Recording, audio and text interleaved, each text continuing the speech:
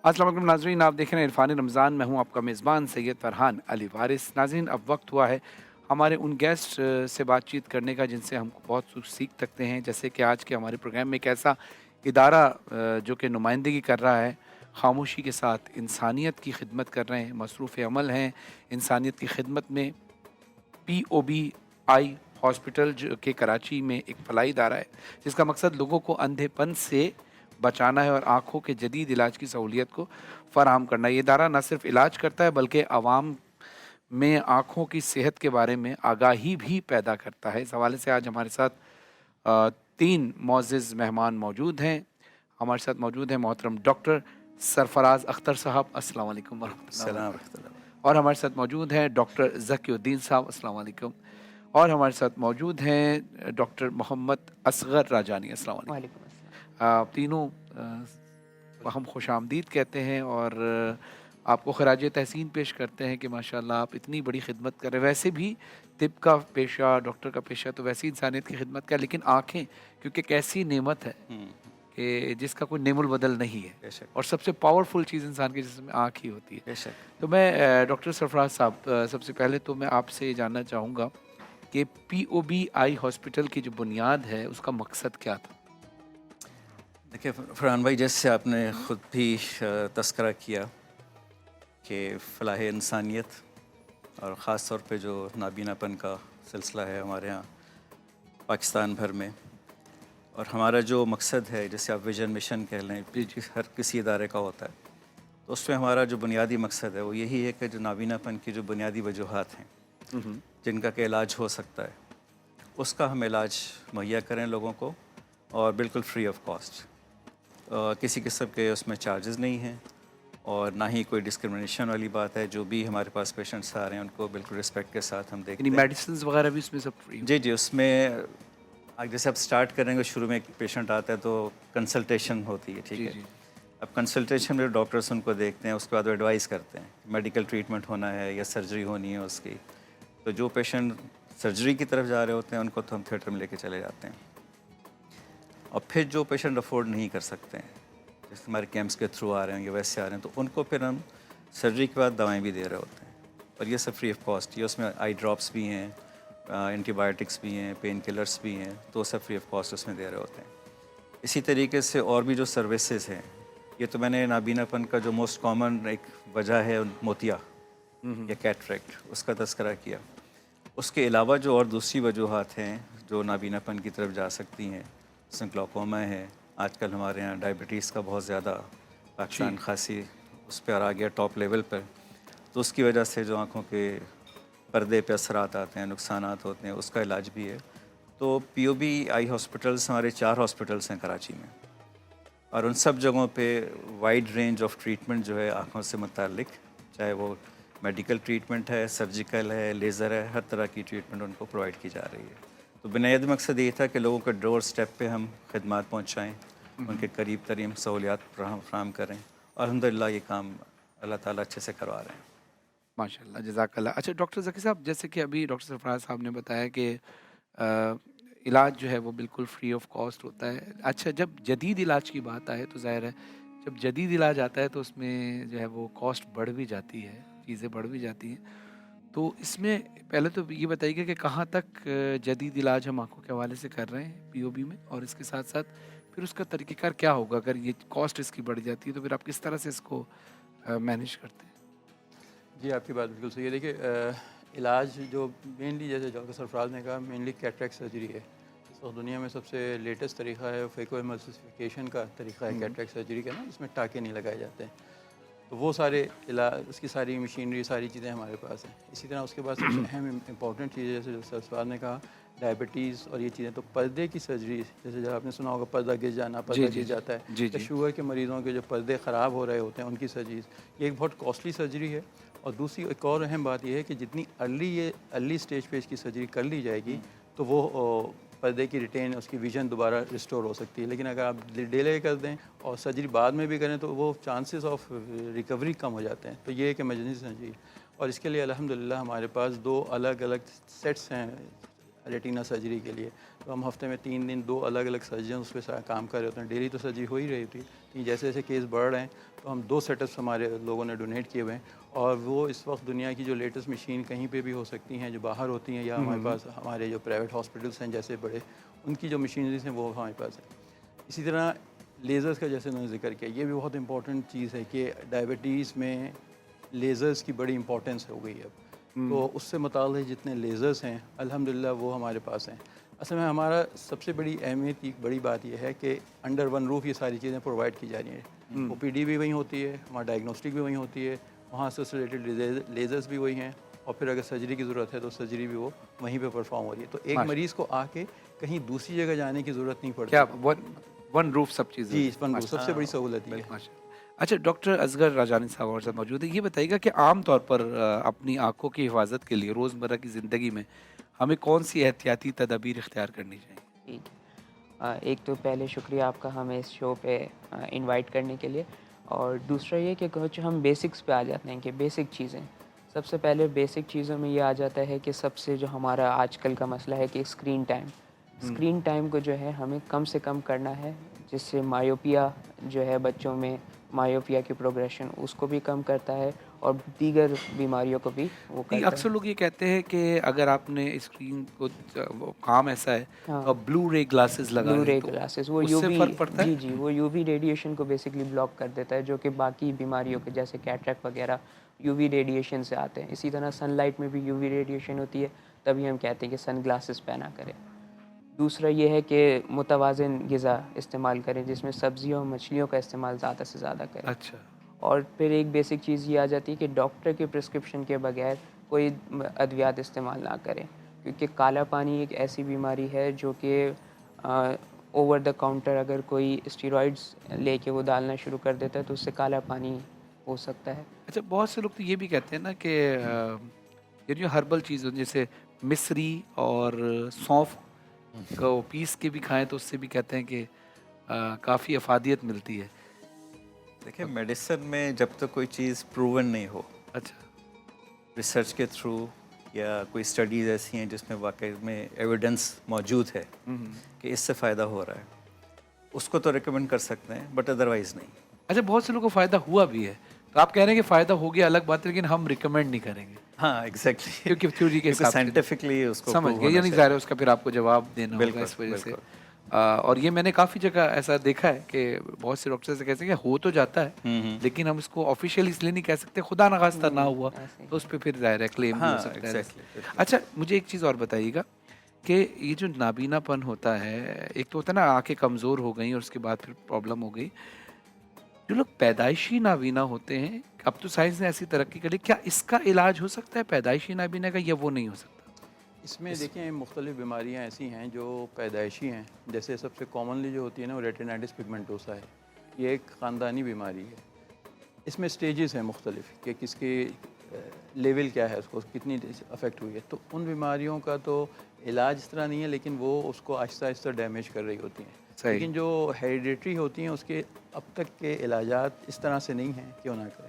वो जो आप बात कर रहे हैं कि जो बहुत सारी चीज़ें जो रेटिना उसकी हैं जो अभी ट्रायल बेसिस पे बाहर चल रही हैं, वो अभी ट्रायल बेसिस पर ही हैं। जिस तरह मैंने कहा ना रेटिना का भी ट्रायल बेसिस पे इलाज कर रहे हैं, लेकिन अभी तक वो फाइनलाइज नहीं हुआ है। वो बिल्कुल ऐसा नहीं है कि वो हर एक इस्तेमाल कर सके, तो उसकी कॉस्टिंग इतनी ज़्यादा है कि वो अफोर्ड भी अभी नहीं हो सकता बहुत सी जगहों पे। अच्छा, इवन मुझे बाहर एक भी। चीज़ का और बताइएगा कि ये अभी मेरे पास सवाल नहीं लिखा हुआ है, मेरे ज़हन में एक सवाल आ रहा है, अगर आप जी। इजाज़त दें तो मैं पूछूँ? आईसाइट अगर वीक होती हैं तो बहुत से लोग लाइसिक भी कराते हैं, और लेकिन मैंने एक साथ देखा है कि जो डॉक्टर लाइसिक कराते हैं उन्होंने खुद लाइसिक नहीं कराया था, सब चश्मा लगाते हैं। क्या वजह है? जी डॉक्टर ज़की। इसकी क्या वजह? ये ट्रीटमेंट्स, वैसे आपकी बात बिल्कुल सही है कि वक्त के साथ साथ ये चीज़ें अहम होती जा रही हैं। हमारे पास वैसे भी ये कॉमनली ज़्यादातर ख़वातीन इसको अवेल कर रही होती हैं। ज़ाहिर बात है उनके कुछ जी, इश्यूज़ ऐसे होते हैं जी। जिससे वो नहीं अवॉइड कर रही होती। लेकिन ये ट्रीटमेंट्स लैसिक है, उसके बाद अब और मज़ीद स्टेप प्रोसीजर्स आ गए हैं। ये सेफ़ भी हैं और उनके इफ़ेक्ट्स भी अच्छे हैं। तो अच्छी जगहों से अच्छे मेयार के साथ करें तो इसमें कोई हर्ज नहीं है। हाँ, डॉक्टर की अपनी मर्ज़ी होती है कि कराए ना कराए। बाज़ दफ़ा असल में उसमें बात चीज़ें वैसी होती हैं जो हम ग्लासेस से ज़्यादा अच्छा कवर कर रहे होते हैं, तो कहते हैं ठीक। जैसे मैं मेरी आई साइट जो है वो रीडिंग के लिए यानी करीब की आई साइट मेरी कमज़ोर है और दूर की थोड़ी सी कमज़ोर है, तो मैंने वो प्रोग्रेसिव ग्लास लगाया है। तो उसके लिए मुझे किसी ने रिकमेंड किया था कि आप एक साइड पे एक नंबर लगाएं जो और एक साइड पे दूर का करें, तो उससे होगा कि आपको जो प्रॉब्लम होती है, इरिटेशन होती है, शफल जब होता है ग्लास, एक तो होता है ना पार्टीशन बना हुआ होता है, एक प्रोग्रेसिव ग्लास होता है जो एक सिंपल ग्लास होता है, लेकिन वो यूं करने से थोड़ा सा फर्क पड़ता है। तो आप क्या कहते हैं इससे भी असल में ये मोनोफोकल थेरेपी कहलाती है। ठीक है? इसमें डिपेंड करता है, पेशेंट टू पेशेंट बड़ी वेरिएशंस हो सकती हैं कि यानी वो अपने उसको हैबिट बनानी पड़ती है। जैसे आपने कहा ना, अगर आप ग्लासेस बाइफोकल या वो लगाएं तो आगे पीछे करने से एडजस्ट, तो उसको भी बाज़ दफ़ा अपनी आंखें ज़रा वो करने से थोड़ा टाइम लगता है। डिपेंड करता है चलिए, ये तो patient खैर मेरे सवालों के, लेकिन बहुत अहम सवाल जो आज मुझे आपसे करना है वो ये कि जैसे कि आप सबने बताया कि आपका जो इलाज है, डॉक्टर सरफराज साहब आपसे मैं दरख्वास्त करूंगा कि आप लोग इलाज फ्री ऑफ कॉस्ट करते हैं, जितना महंगा इलाज भी हो। तो इसके लिए आप क्या आपका इदारा है या कोई ऐसा सिलसिला है जिससे डोनेशंस पब्लिक से आप लेते हैं, या कोई तरीक़ाकार है तो वो भी बताइए, ताकि आपके इदारे की भी हेल्प हो और आपके इदारे के ज़रिए दूसरे लोगों की भी नहीं हेल्प। नहीं बिल्कुल। देखिए पीओबी जो ग्रुप ऑफ आई हॉस्पिटल्स हैं कराची में, हमारा इस पीओबी ट्रस्ट है, प्रिवेंशन ऑफ ब्लाइंडनेस ट्रस्ट, उसके अंडर हम लोग काम कर रहे हैं और हॉस्पिटल भी हमारे सारे उसी के साथ काम कर रहे हैं। और जो डोनेशन या ज़कात वाली बात है, उसमें मैं तो ये कहूँगा जैसे एक आम तौर पर होता है सिलसिला कि लोग ही कंट्रीब्यूट कर रहे होते हैं। ठीक है। ठीक है, कुछ ठीक है डोनर्स हैं जो रेगुलर दे रहे होते हैं, लेकिन जो मेजॉरिटी मासेस हैं, आते जाते लोग डोनेशन दे रहे हैं, ज़कात दे रहे हैं, तो उस तरीके से हमारी हेल्प हो रही होती है। और ये सारा कुछ जो है आम पब्लिक के ही ज़रिए से। ठीक है, हमारे यानी पास कोई पब्लिक डोनेशन भी होता है पब्लिक और डोनेशन, मुखय्यर हजरात जो आपके मुखय्यर डोनर्स हज़रात हैं वो हैं, भी। बिल्कुल। गवर्नमेंट की तरफ से कोई सपोर्ट नहीं है, कोई किसी किस्म की ग्रांट अच्छा, गवर्नमेंट की तरफ से हाँ, नहीं। गवर्नमेंट की तरफ से कोई तो सपोर्ट जो आप आई कैंप्स मुख्तलिफ इलाकों में लगाते हैं, जैसे मैंने खुद भी काफ़ी अरसे से देखा, इनके वालिद साहब सादिक राजानी साहब भी माशाल्लाह जी जी बहुत एक्टिव हैं, जो हमारे मार्टन रोड जो हमारा आबाई इलाका है वहाँ पर, या जाफर तैयार में, कराची के मुख्तलिफ इलाकों में आई कैंप्स, फ्री आई कैंप्स लगते हैं। तो ये सारे अखराजात जो हैं वो फिर आप लोग सब खुद बेयर करते हैं और वो उसी डोनेशन से ही कवर होता है? देखें, जो खूबसूरत बात है पीओबी आई हॉस्पिटल या ट्रस्ट की, वॉलंटियरिज्म के ऊपर है। अब ये जो डोनेशन या कॉन्ट्रीब्यूशंस तो हो रही हैं लोगों की तरफ से, फिर हमारे कुछ ऐसे, अब ये पूरी एक डॉक्टर्स की ऑर्गेनाइजेशन है और आई हॉस्पिटल में तो ख़ास तौर पे जो आई सर्जन्स हैं बेसिकली वही लोग हैं। अब वो लोग अपना जो वक्त दे रहे होते हैं उसकी कोई चार्जेस वो नहीं ले रहे होते, जो सर्विस वो दे रहे हैं, चाहे वो कैंप्स में जाके दें, हॉस्पिटल में आके दें, उसकी उनकी कोई फ़ीस नहीं है, कोई वो क्लेम भी नहीं करते। तो एक तो वॉलंटियरिज्म जो है ना, ये बहुत ज़्यादा डीप रूटेड है पीओबी आई हॉस्पिटल्स के इसमें। सेकेंडली फिर जो कैंप्स मुख्तलिफ जगहों पे लगा रहे होते हैं, ज़्यादातर तो हम लोग खुद ही उसके एक्सपेंसेस बेयर करते हैं। कभी ये होता है कि कोई डोनर भी उसको फ़ंड कर दे कि जब आप इस जगह लगा रहे हैं तो यहाँ पे जो भी ख़र्चा है वो हम उसको सपोर्ट करेंगे। तो इस तरीके से हमारी जो ये आउटरीच सर्विसेज हैं, कैंप्स हैं अक्रॉस कराची, तकरीबन 70 जगहों पे हम लोग लगा रहे हैं। इसी तरीके से टीयर सिंध में जाके वहाँ पे लग रहे होते हैं कैंप, भी सर्जरीज भी हो रही होती हैं।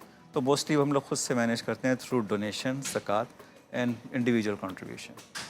तो डोनेशन का तरीक़ाकार क्या होता है आपका? इसमें जो मुरव्वजा तरीक़ाकार हैं वो तो एक वही है कि आपने थ्रू बैंक ऑनलाइन ट्रांसफ़र कर दिया, चेक्स दे दिए, या हमारे जो डोनेशन बॉक्सेस हैं उसमें आके आप कोई भी किसी तरीके से कंट्रीब्यूट कर सकते हैं, डाल सकते हैं। अच्छा, ब्रेक से वापस आते हैं, फिर डिटेल्स में आप बात करेंगे और इनकी अकाउंट डिटेल्स भी आपकी स्क्रीन पर है, वेबसाइट भी आपकी स्क्रीन पर आ रही है। लेकिन डॉक्टर साहब अभी डॉक्टर सरफराज साहब, डॉक्टर ज़की साहब और डॉक्टर असगर साहब अभी हमारे साथ मौजूद हैं। आंखों के हवाले से कुछ सवालात और हैं, आते हैं मुख्तसर से वक्फे के बाद। देखते रहिए इरफान रमज़ान। अस्सलाम वालेकुम, वेलकम बैक नाज़रीन, आप देख रहे हैं इरफान रमज़ान। मैं हूं आपको मेज़बान सैयद फरहान अली वारिस। नाज़रीन, हमारे साथ मौजूद हैं पीओबी हॉस्पिटल के, आई हॉस्पिटल के डॉक्टर्स, जो कि हमें रहनुमाई फरमा रहे हैं, क्योंकि आँखें एक ऐसी नेमत है अल्लाह की कि जिसका कोई निबल बदल नहीं है, और इंसान के जिस्म में सबसे ज़्यादा पावरफुल चीज़ जो होती है वो आँख होती है। उसी से हम देखते हैं अल्लाह की नेमतों को, अल्लाह की बनाई हुई इस कायनात को। एक बहुत अहम सवाल है कि जो मैं चाहूँगा कि डॉक्टर सरफराज साहब हमारे साथ मौजूद हैं, डॉक्टर ज़की साहब मौजूद हैं और डॉक्टर रज़ा डॉक्टर असगर राजानी साहब मौजूद हैं। डॉक्टर असगर साहब, मुझे बताइएगा कि एहतियाती तदाबीर क्या होनी चाहिए, यानी बच्चों की पैदाइश से लेकर, यानी कभी-कभी पता नहीं होता, बाद में जाके डायग्नोज होता है कि उनको आँखों का मसला है। एक चीज़ ये भी ऐड कीजिएगा, और जो डायबिटीज़ के लोग हैं, उनको अभी आँखों का मसला अगर नहीं है और डायबिटीज़ है, तो उनको किस तरह से प्रिकॉशंस लेनी चाहिए? डॉक्टर के पास कब आना चाहिए? क्योंकि आगे जाके प्रॉब्लम हो सकती है। जी, काफ़ी इम्पोर्टेंट सवाल है। इसमें अगर पैदाइश से अगर हम स्टार्ट करें, तो अगर हिस्ट्री है बच्चे की कि इंक्यूबेटर या ऑक्सीजन पे रहा है बच्चा, तो उसको लाज़मी तकरीबन 1 साल तक उसकी स्क्रीनिंग होनी चाहिए आँखों की, क्योंकि एक बीमारी है रेटिनोपैथी ऑफ प्रीमेच्योरिटी। फिर उसके बाद हम टीन एज में आते हैं। टीन एज में भी एक स्क्रीनिंग होनी चाहिए हर स्कूल वगैरह में, क्योंकि मायोपिया जिनके चश्मे का नंबर अक्सर छुपा हुआ रहता है, उसमें ये हमें ज़रूरी होता है। फिर आता है कि 40 साल बाद हर साल आफ्टर 40 इयर्स हर साल एक दफ़ा उन्हें एक ऑप्थेल्मोलॉजिस्ट का रिव्यू करना चाहिए। और फिर जहाँ तक डायबिटीज़ की बात रही, डायबिटीज़ अगर उन्हें तशख़ीस हो गया और आँखों में कोई मसला नहीं है, फिर भी उन्हें एक दफ़ा स्क्रीनिंग करानी है जो रिकमेंडेड गाइडलाइंस है, क्योंकि वो छुपी हुई चीज़ें होती हैं आँख के अंदर डायबिटीज़ की वजह से, जो कि अगर हम उसी वक्त उसकी तशख़ीस करके उसको बर वक्त इलाज कर लें, तो उसकी प्रोग्नोसिस अच्छी होती है। जितना लेट वो प्रोग्रेस करता है, तो फिर उसमें उसका इलाज मुश्किल हो जाता है। तो डायबिटीज़ वालों को ये है कि ख़ास तौर पे अपनी आँखों का मुआयना हर साल और जैसे ही तशख़ीस हो फ़ौरन करा और लिया जाए। कराना चाहिए। नाज़रीन, पीओबी आई हॉस्पिटल के जो मायनाज़ डॉक्टर्स हमारे साथ मौजूद हैं, इनकी आपने बात भी सुनी, लेकिन मैं आप सबसे रिकमेंड करूँगा, आप सबसे दरख्वास्त भी करूँगा कि देखिए, जैसे कि हमें इन्होंने बताया कि हम ₹1 भी चार्ज नहीं करते, और जितने डॉक्टर्स हैं वो अपनी फ़ीस भी नहीं लेते, और आँखों का इलाज आप जानते हैं कि बहुत मुश्किल होता है, और जब ये फ्री इलाज होगा तो ज़ाहिर है आपके अतियात, आपका डोनेशंस, आप जो इनकी हेल्प करेंगे, और यकीन कीजिए कि जब आप ये नियत करते हैं कि मन्नत मान लेते हैं कि मैं अपनी फ़लाँ परेशानी या अपना फ़लाँ अज़ीज़ के इलाज के लिए या उसकी सेहतयाबी के लिए मैं किसी के लिए मुश्किल आसान करने के लिए किसी की हेल्प कर रहा हूँ, तो यकीन कीजिए अल्लाह आपकी मुश्किलात भी आसान करेगा और रिस्क में भी इजाफ़ा करेगा। मैं चाहूँगा डॉक्टर ज़की साहब, आप मुझे ज़रा बताइए, पीओबी आई हॉस्पिटल के लिए डोनेशंस किस तरह से लिए जाएँगे और क्या तरीक़ेकार उसका है? इसमें हम कुछ चीज़ें करते हैं। एक तो हमारा डोनर सेशन होता है हर साल रमज़ान से पहले, हम डोनर सेशन करते हैं, जिसमें हम शहर भर के मुख्तलिफ इंडस्ट्रियलिस्ट और बड़े बड़े लोगों को बुलाते हैं, उनसे एक डोनेशन कलेक्ट करते हैं। वो कोई ख़ास डेट होती है जी, या वो रमज़ान से बस जस्ट 2 हफ्ते पहले, 3 2 हफ्ते पहले ठीक करते है, हैं। सही। इसके अलावा क्योंकि ज़ाहिर बात है, आपको अंदाज़ा है कि कराची में हमें दुनिया के उन चंद शहरों में से जहाँ चैरिटी बहुत ज़्यादा होती है, लोगों के अंदर बहुत ज़्यादा। हमारा इस साल का बजट तकरीबन 96 करोड़ का है अपने सारे सेंटर्स के लिए। तो ज़ाहिर बात है हमें ये फ़िगर अपनी बता, एक तरीक़ा तो ये है। दूसरा ये कि हमारी वेबसाइट्स हैं, वेबसाइट पे लोग विज़िट करें जो आप दे रहे हैं, उसमें लोग डोनेशन दे सकते हैं। हमारे मुख्तलिफ़ सेंटर्स में जाके या ऑनलाइन आप ट्रांसफ़र कर सकते हैं, अकाउंट्स की डिटेल्स मौजूद होती हैं हमारी वेबसाइट पे, उसमें से आप ट्रांसफ़र कर सकते हैं। और अगर आप चाहें तो हमें एक फ़ोन कर दें, हम आपके यहाँ से आके कलेक्ट कर लेंगे। बहुत शुक्रिया, बहुत शुक्रिया। आपका बहुत शुक्रिया डॉक्टर ज़की साहब, और डॉक्टर सरफराज साहब आपका शुक्रिया, और डॉक्टर असगर अजानी साहब आपका शुक्रिया।